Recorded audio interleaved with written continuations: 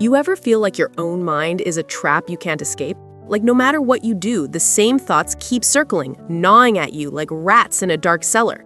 Welcome to the world of people who can't stop overthinking.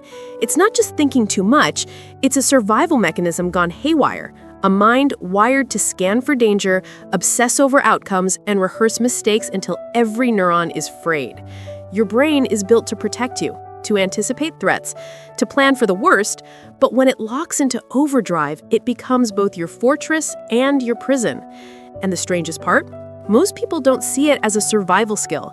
They see it as a flaw. But listen closely, because there's a method to this madness. A logic rooted in evolution, biology, and human psychology that can explain why some minds never stop running circles in the dark. Overthinking starts in the limbic system, deep in the shadows of your brain where fear and memory dance a dangerous tango. It's your amygdala lighting every fuse, your hippocampus cataloging every tiny failure like a historian obsessed with doom. Every what if is a fire alarm, every past mistake a blueprint for disaster. Evolutionarily, this made sense. Anticipating danger kept humans alive in a world full of predators, poisoned food, and sudden storms. But the modern world has no saber-toothed tiger, no sudden cave collapse, yet your brain hasn't received the memo. So it keeps sounding the alarms, rehearsing threats that rarely exist, and obsessing over choices that don't matter half as much as it thinks they do. The survival instinct is there, but it's misdirected, pointing inward instead of outward. The first insight is understanding the neural feedback loop. Every overthinking session strengthens the pathway in your brain that associates uncertainty with fear. Each mental spiral makes the next one easier, faster, more automatic. This is why, once you start, it feels impossible to stop. But here's the survival trick. Interrupting the loop doesn't require brute willpower. It requires distraction paired with grounding. Physical movement is a natural break. Your neurons are still primitive. They react to motion and effort. Walk, run, or even just clench your fists. When your body acts, your brain stops rehearsing danger and starts processing motion. This is why survival experts in blackout scenarios always stress motion. Your body can override obsessive thought patterns if it's busy staying alive. This section is based on practical field survival experience rather than formal academic sources. Next is environmental scanning. Overthinkers that trapped in internal loops because their brains lack sufficient sensory input. They imagine threats endlessly instead of assessing reality. You can survive the mental storm by forcing your attention outward. Note every sound, smell, or subtle shift in light. Naming objects, describing what's around you, cataloging minute details. This engages your prefrontal cortex, the rational part of your brain, giving it something to do besides spiraling into anxiety.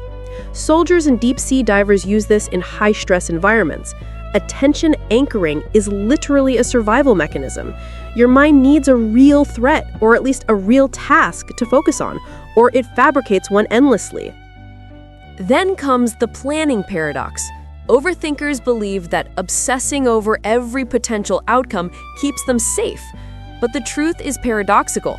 Obsessing doesn't prevent danger, it prevents action. Survival isn't about perfect foresight, it's about adaptive decision-making under uncertainty. The key is micro-planning. Set a single, achievable step forward, then repeat. It works because it leverages your natural analytical mind while breaking the endless feedback loop. Think of it like rationing energy in a collapse scenario. You can't anticipate every hazard, but you can survive by taking controlled, deliberate steps. Sleep, or lack thereof, is the hidden battlefield. Overthinking minds never shut off, and lack of sleep amplifies fear, rumination, and perceived threat.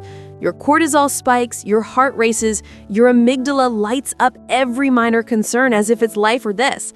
This is why survivalists in blackout conditions prioritize rest first, not food, not water. A tired mind is a hunted mind, constantly chasing imaginary predators. Even 20 minutes of restorative sleep or controlled breathing exercises recalibrates the system. Box breathing, counting inhales and exhales, even humming, anything that forces a rhythmic, predictable pattern tells your brain the immediate world is safe enough to pause the overthinking cycle. The social angle is brutal but necessary.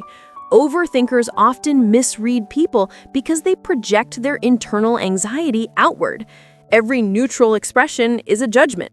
Every pause is a plot against them. But here's the survival insight: reality testing. Ask, observe, confirm. Instead of imagining every social betrayal, gather data. Even one interaction where your projections are proven wrong starts breaking the neurological habit. It's the mental equivalent of checking a food source before eating it in a survival scenario. Reduce uncertainty by verifying facts, not by rehearsing worst-case scenarios in your head. Finally, embrace mental triage. Overthinking is relentless because your mind treats all perceived threats as equally urgent. You have to triage thoughts like supplies after a blackout. Some can be deferred, some ignored, some acted upon immediately. Label each worry: critical, manageable, trivial. Then act on only the first and consciously defer or discard the others. Your brain will fight it at first, whining and clawing to spiral, but repetition reshapes the neural pathways. You are training your brain the way survivalists train their response to danger: rapid assessment, decisive action, move on. Here's the dark truth nobody tells you. The overthinking mind is one of the most adaptable survival tools ever invented. It can detect patterns, anticipate outcomes, rehearse emergencies, and protect you from mistakes, but only if you learn to direct it. Left unchecked, it's a predator. Guided, it's a scout, a strategist, a silent guardian in your own psyche. Every spiral, every sleepless night, every imagined catastrophe is raw data. Treat it like that. Respect it. Don't fight it, but guide it with grounding, movement, focus, and triage. That is how you survive the storm inside your own skull, and paradoxically, emerge stronger than those who never felt the thunder at all. Overthinking isn't a curse. It's evolution's way of giving you the tools to survive in a world that feels unsafe. And if you learn its language, harness its power, and teach it limits, you don't just endure life, you navigate it with the cunning, patience, and precision of someone who's walked through shadows and lived to tell the tale.